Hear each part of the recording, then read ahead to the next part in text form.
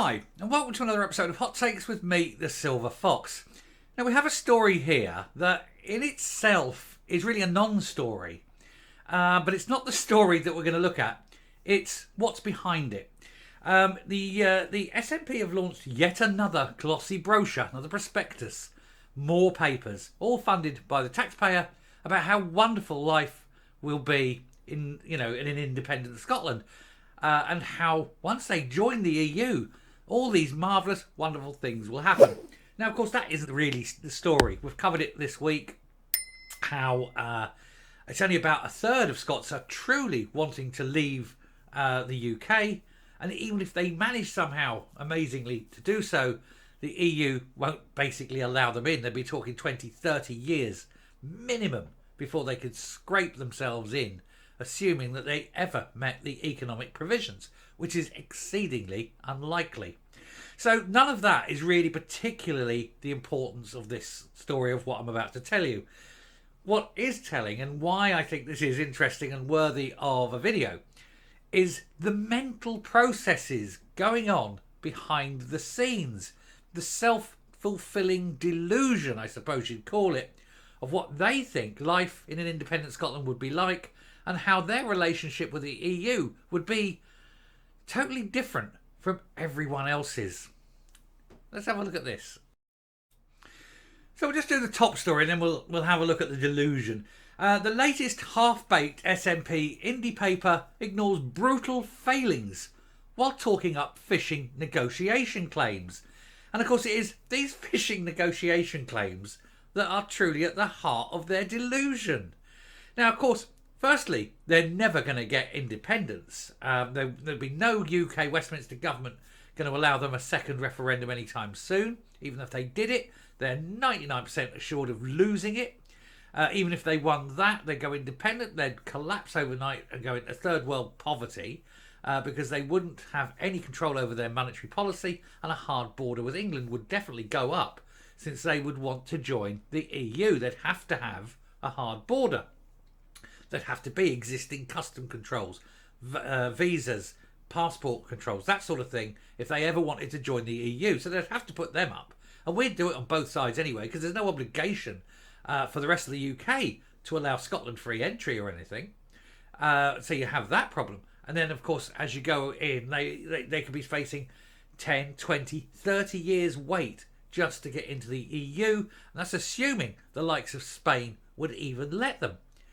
So it is just pointless wasting of time, effort and money getting to this point. However, what is curious, now that we've put that bit to bed, what is curious is their fishing claims. It's astoundingly stupid and naive. Number 8 in the line of taxpayer-funded independence papers tells voters that Scotland will be a key player in maritime negotiations, but critics say it's ultimately negligent.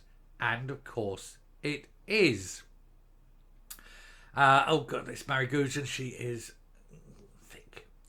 Anyway, the SNP think an independent Scotland would be a key influencer in fishing negotiations if it was to join the EU. But unionist critics say the latest paper arguing for Skexit is negligent and will disappoint those impacted by the ferry fiasco. Let me tell you before we even start, here's how fishing will work.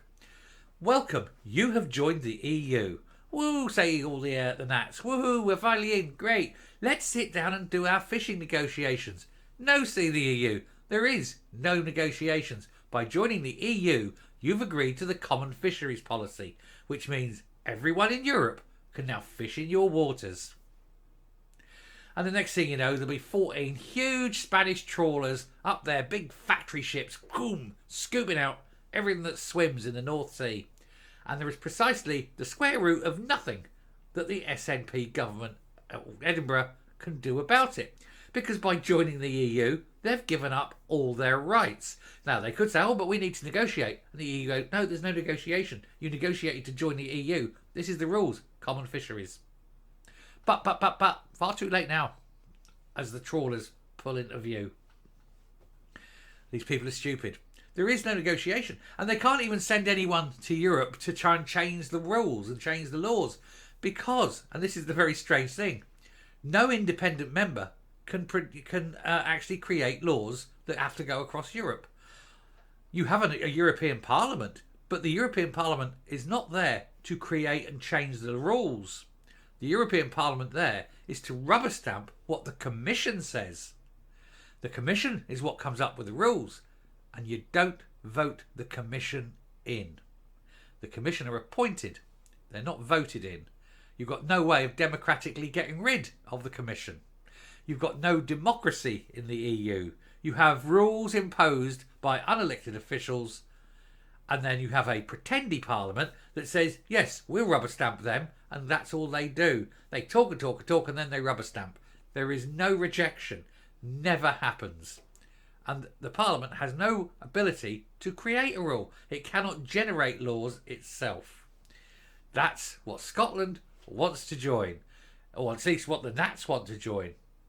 They want to give up a loud and powerful voice in the United Kingdom to become a vassal state, ruled directly by edict from an unelected cabal at the top of Europe, and who will just simply take Scotland's oil, its gas, its fish, and it will do what the hell it likes. And if they get the common immigration policy up and running, Scotland will have no control as to who comes in their borders.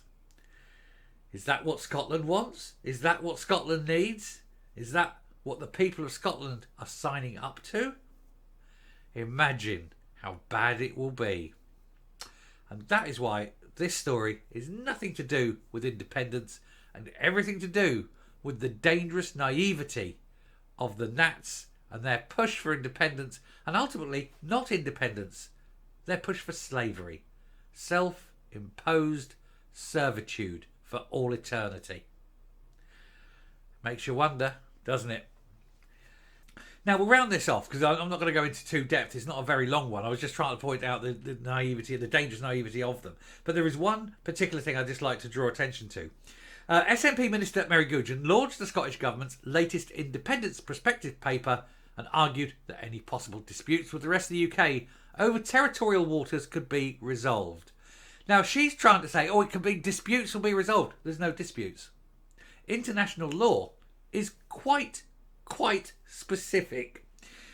In maritime law, where there is boundaries of water, then it is deemed that the land boundary continues out to sea until you hit the 200-mile limit.